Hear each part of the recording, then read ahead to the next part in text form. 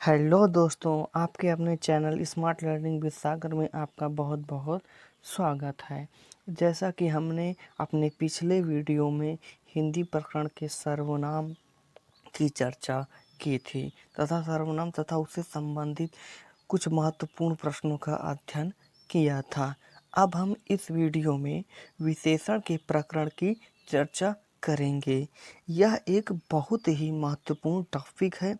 जैसा कि विगत वर्षों की विभिन्न परीक्षाओं में लगातार विशेषण से प्रश्न पूछे जा रहे हैं, अतः आज हम विशेषण व उनके भेद तथा उससे संबंधित विभिन्न प्रकार के प्रश्नों को देखेंगे, जो हमारी आने वाली परीक्षा जैसे UP TET, C TET, UPSI, super TET आदि के लिए अति महत्वपूर्ण प्रश्न होंगे। तो चलिए हम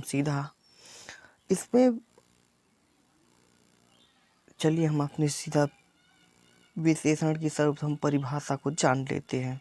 विशेषण वे शब्द जो संज्ञा की विशेषता बताते हैं विशेषण कहलाते हैं। जैसे मोहन की गाय लाल है। इस वाक्य में विशेषता कौन बता रहा है? लाल शब्द जो है, गाय कैसी है इसकी विशेषता बता रहा है कि गाय कैसी है, गाय लाल है। तो यहाँ पर लाल क्या है? विशेषण है। सबसे पहले हम आपको क्लियर कर दें, विशेष्य किसे कहते हैं? विशेषण जिस शब्द की व्याख्या बताता है, यानी विशेषण जिस शब्द की व्याख्या बताती है उसे ही विशेष्य कहते हैं। जैसे यह मोहन की काली गाय है, तो यहाँ पर काली जो है तो विशेषण हो गया, काली विशेषण हो गया। और जो गाय है विशेष्य वह होता है कि जिसकी विशेषता विशेषण बताती है। तो यहाँ पर गाय क्या हो गई? गाय यहाँ पर विशेष्य हो गई और लाल जो है विशेषण हो गया। आई होप आप लोगों को जरूर ये समझ में आया होगा। परिभाषा जान लेते हैं फिर से एक बार। वे शब्द जो संज्ञा अथवा सर्वनाम की विशेषता बताते हैं उन्हें विशेषण कहते हैं। चलिए विशेषण के भेद के बारे में चर्चा कर लेते हैं। विशेषण के मुख्यतः 4 भेद माने गए हैं। सबसे पहला गुणवाचक विशेषण, फिर परिमाणवाचक विशेषण, फिर संख्यावाचक विशेषण और चौथा और अंतिम सार्वनामिक विशेषण। चलिए हम अपने पहले विशेषण के भाग में चलते हैं। ये आपके चारों विशेषण हैं: गुणवाचक विशेषण, परिमाणवाचक विशेषण, संख्यावाचक विशेषण और सार्वनामिक विशेषण। सबसे पहले गुणवाचक विशेषण के बारे में जान लेते हैं।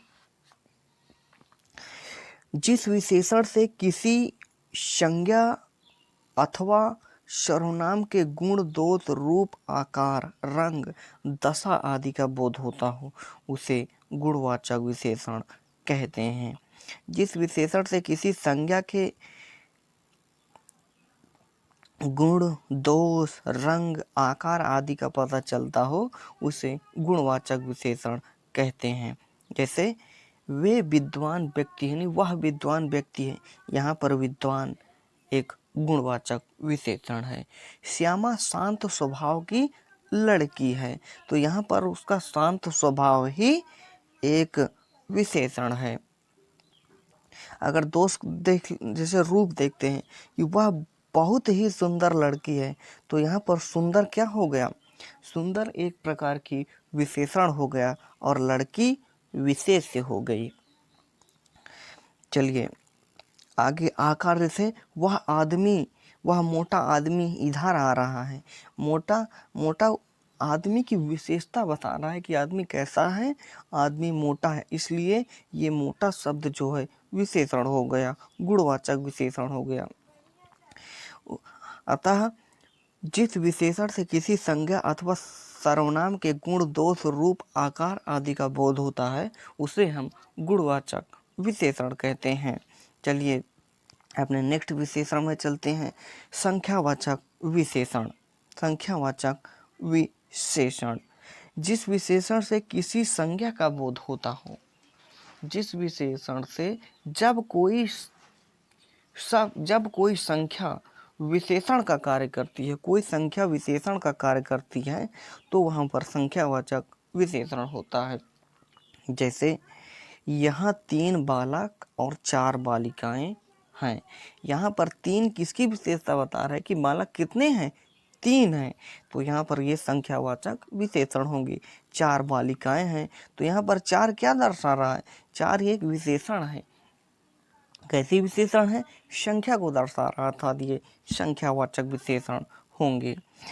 आगे चलते हैं, यहाँ हर एक आदमी ईमानदार है। उपर्युक्त यहाँ पर हर एक मतलब एक संख्या को डिपेंड कर रहा है, इसलिए यहाँ पर ये संख्यावाचक विशेषण होंगे।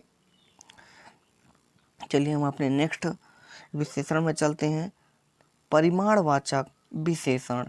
जिस विशेषण से संज्ञा के परिणाम का बोध होता है, संज्ञा के परिणाम का बोध होता है, उसे परिमाणवाचक विशेषण कहते हैं। जब विशेषण का कार्य कर रही परिमाणवाचक विशेषण कहते हैं।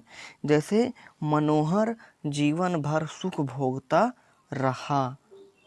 क्या हम इसको जीवन भर को गिनती कर सकते हैं, कितने साल कितने दिन?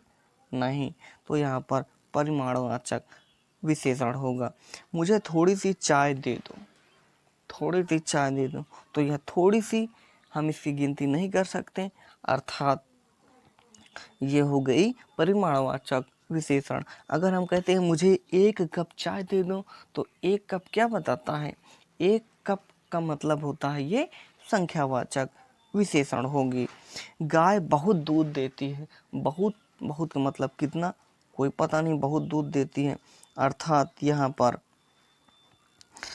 पर बहुत जो हो गई वो परिमाणवाचक विशेषण हो गई। चलिए हम अपने नेक्स्ट विशेषण में चलते हैं, सार्वनामिक विशेषण। देखिए सबसे पहले इसके नाम से ही सार्वनामिक विशेषण अर्थात सर्वनाम प्लस इक प्लस विशेषण यानी सर्वनाम प्लस इक प्लस विशेषण। जब कोई सर्वनाम विशेषण का कार्य करती है तो उसे हम सार्वनामिक विशेषण कहते हैं।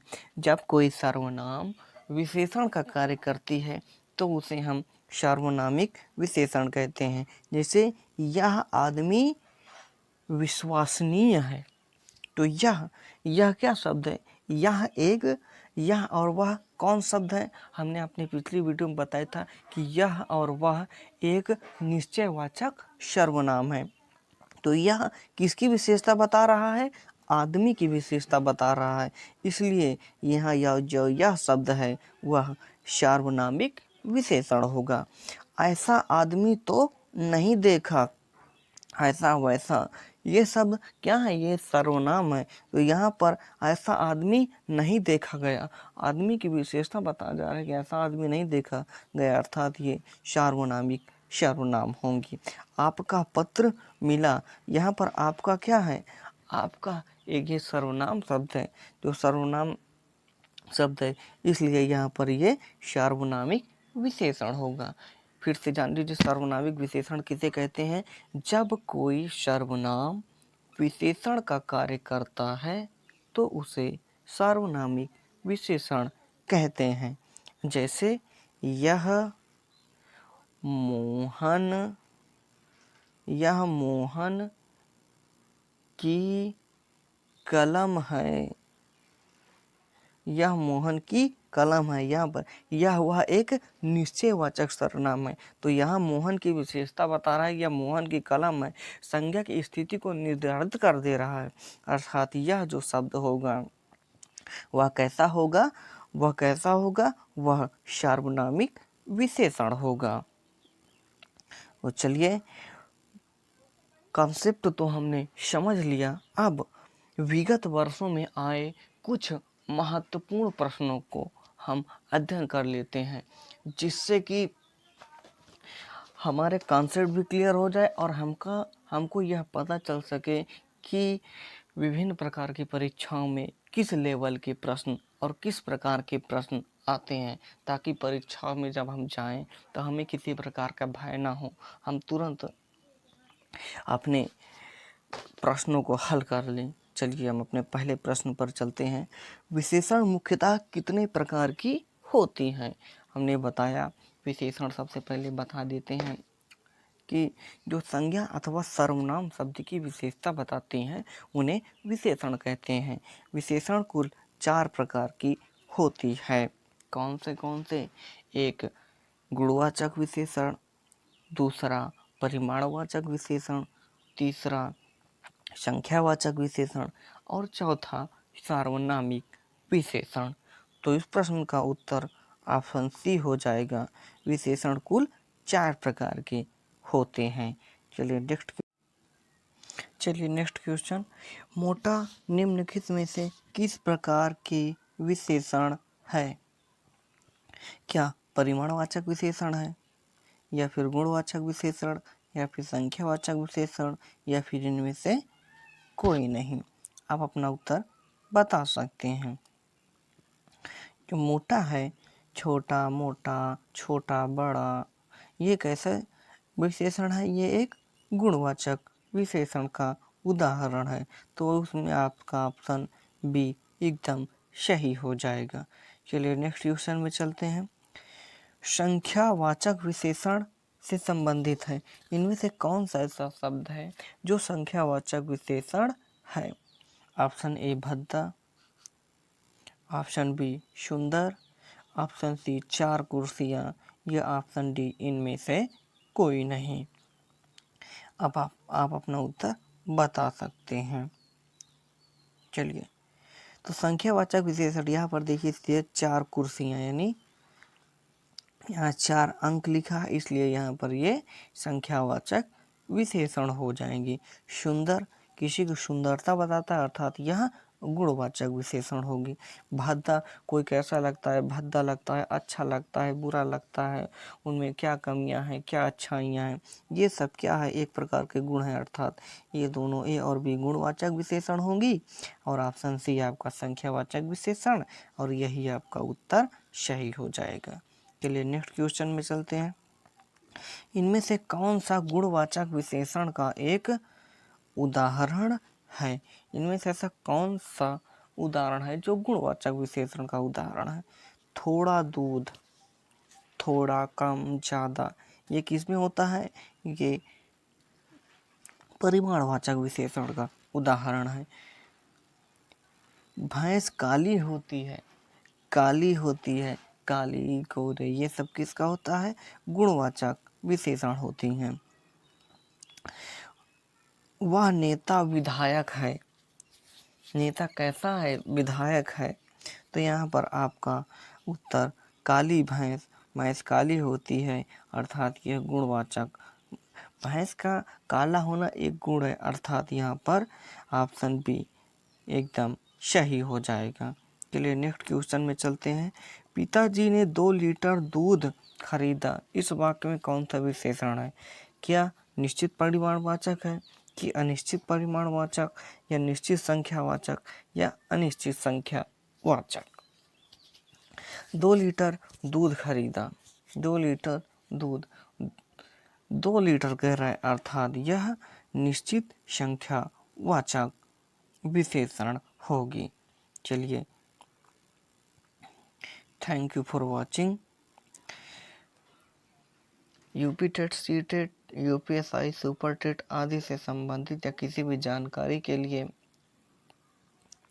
आप हमारे चैनल स्मार्ट लर्निंग विद सागर को सब्सक्राइब कर सकते हैं। करियर या अन्य किसी समस्या अगर हो तो आप हमें कमेंट बॉक्स में ज़रूर बताएं, जिससे हम आपकी समस्याओं का समाधान कर सकें।